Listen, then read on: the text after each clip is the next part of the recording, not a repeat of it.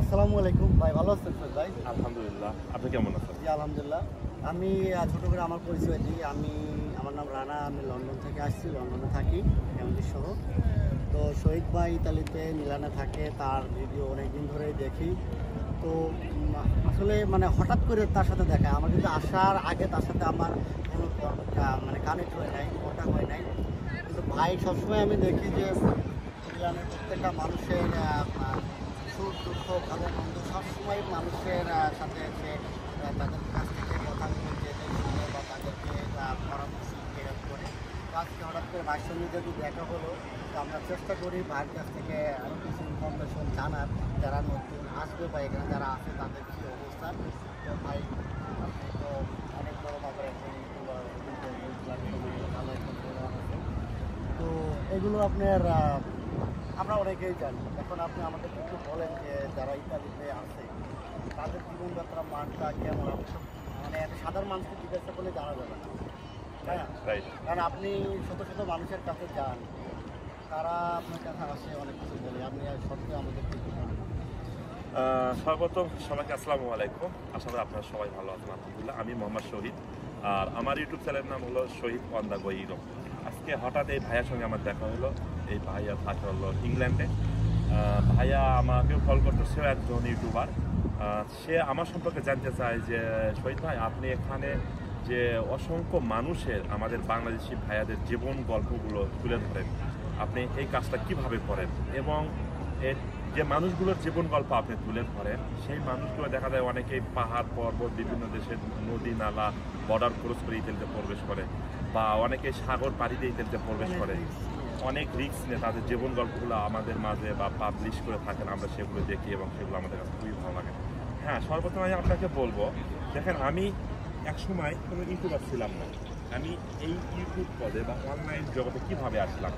আমি যখন ইতালিতে আসি, আমি একসময় লিবিয়াতে ছিলাম। আমিও সাগর পাড়ি দিয়ে 2014 সালের শেষে, অর্থাৎ 15 শুরুতে আমি ইতালিতে প্রবেশ করেছিলাম। ওই সময় লিবিয়াতে ভালোই সমস্যা ছিল আর কি। তো দেখো, ওগুলো গল্প যদি আমি বলতে যাই তা আমার অনেক সময় দিতে হবে আপনাকে, কোনটার পর কোনটা দিতে হবে, তাও শেষ হবে না। আমি সংক্ষেপে চলে আসলাম এদিকে। তো আমি একটা ক্যাম্পে ছিলাম একবার, এই মিলান শহরের লেকো নামে একটা ক্যাম্পে ছিলাম। ওই যে ক্যাম্পে আমি ছিলাম ওটা একটা ভিলা বাড়ি। ওখানে আমরা 17 জন ছিলাম, তার মধ্যে বাংলাদেশি হিসেবে আমি একাই ছিলাম, আর পাকিস্তানি ছিল, আফগানিস্তানি, তারপরে হলো আফ্রিকান। টোটাল আমরা 17 জন মানুষ ছিলাম। আমাদের ওখানে 5 থেকে 6টি রুম ছিল, একটা ভিলা বাড়ি।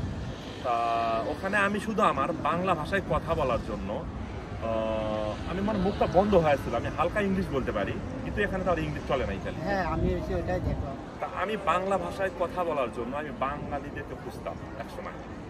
তা যাই হোক, আমি যে এলাকায় ছিলাম একটু গ্রাম সাইডে, কিন্তু যোগাযোগ ব্যবস্থা ভালো ছিল আর কি, ট্রেন ছিল, গাড়ি ছিল।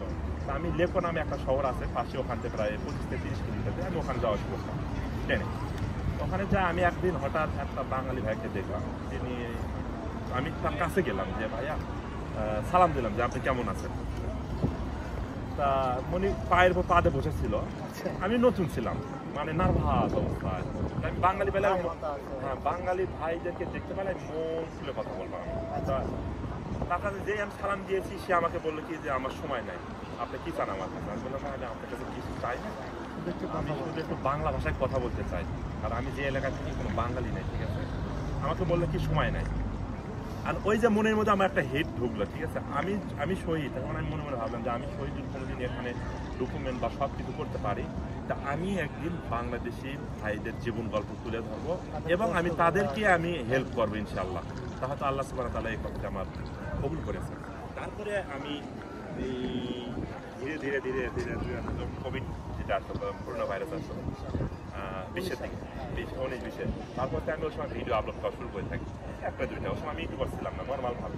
আমি ফুল ইউটিউবার হিসেবে যখন আত্মপ্রকাশ পাই, তখন আমি 2021 থেকে আর আমি এগুলার ভিডিও আপলোড দেওয়া শুরু করেছিলাম, এবং মানুষের জীবন গল্প নিতে নিতে নিতে নিতে এমন সময় গিয়েছে, আমি আপনার জীবন গল্প নিতে গিয়েছি, আপনি এমন কিছু বলেছেন, আমি আর ওখান থেকে, তারপরে আমি পিছনে তাকানোর সময় ছিল না আমার কথা, আমি সামনেই যাবো।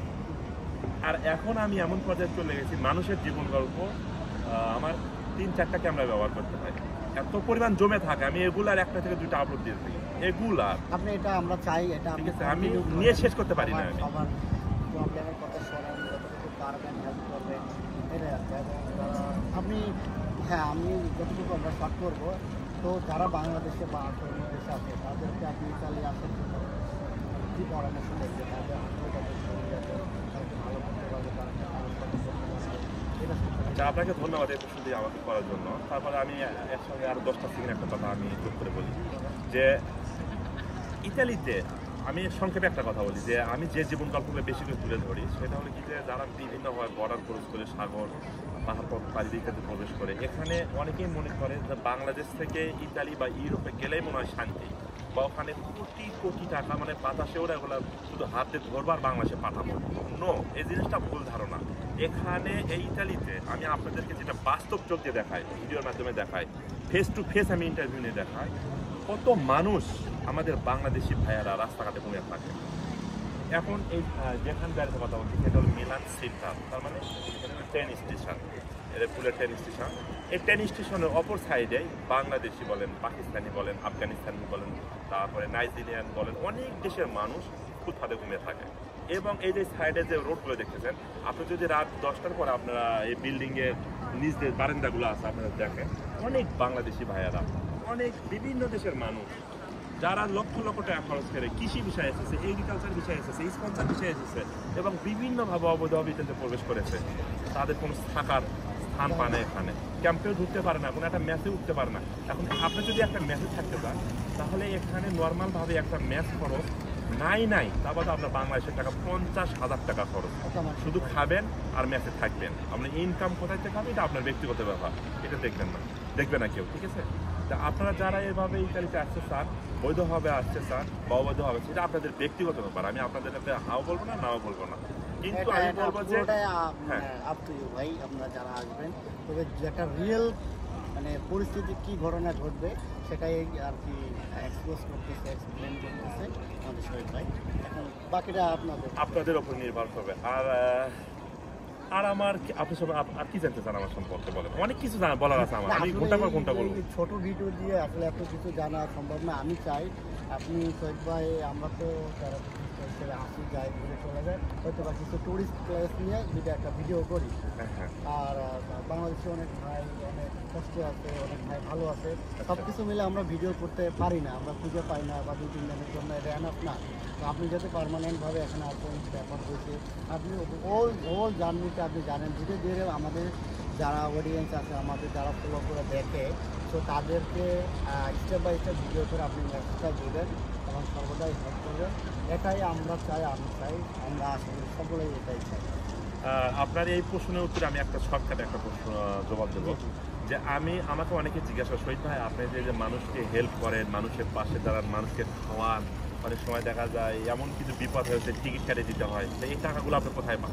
সত্যি কথা কি, প্রথমে আমি নিজের পকেট টাকা খরচ করে আমি এগুলো করেছি, নিজের পকেট। আমি কাউকে কোন সময় বলি না, আমার বন্ধু বান্ধবকে আমি বলি না যে তুই বা তুমি বা আপনি একটা 10 টাকা দেন আমি অমুককে দেবো। আমি সবসময় নিজের পকেটের টাকা, আমি জব করি, সেখান থেকে টাকা দিয়ে আমি মানুষকে হেল্প করে থাকি। তারপর যখন আমার ইউটিউব ফেসবুক পেজ থেকে যখন টাকা আসা শুরু হলো, তখন এই টাকাগুলো আমি অলরেডি তার 70 থেকে 80% মানুষের ভিতর দিয়ে দিই। বিশেষ করে যারা অসহায় হিসেবে রাস্তাঘাট থাকে, যারা এখানে খাওয়ার কিছু পায় না, মানবিক কারণে তাদেরকে আমি হেল্প করে থাকি। এটা আমার ব্যক্তিগত, আমি কাউকে কোনো সময় বলি না যে আপনার টাকা দেন আমি ওদেরকে হেল্প করবো, কোনো দিনও না। কারণ আমি সবসময় জন্য নিজের টাকা আমি মানুষকে হেল্প করি। তাহলে একটা গুড মেসেজ পাইলেন। আসলে অনেকের প্রশ্ন ছিল যেরকম একটা ভাই আপনি মানুষকে হেল্প করেন, টাকাগুলো কই পান, হয়তো বা ভাই এখন নিজের ভিডিওতে নিজে এভাবে এক্সপোজ করতে পারি নাই।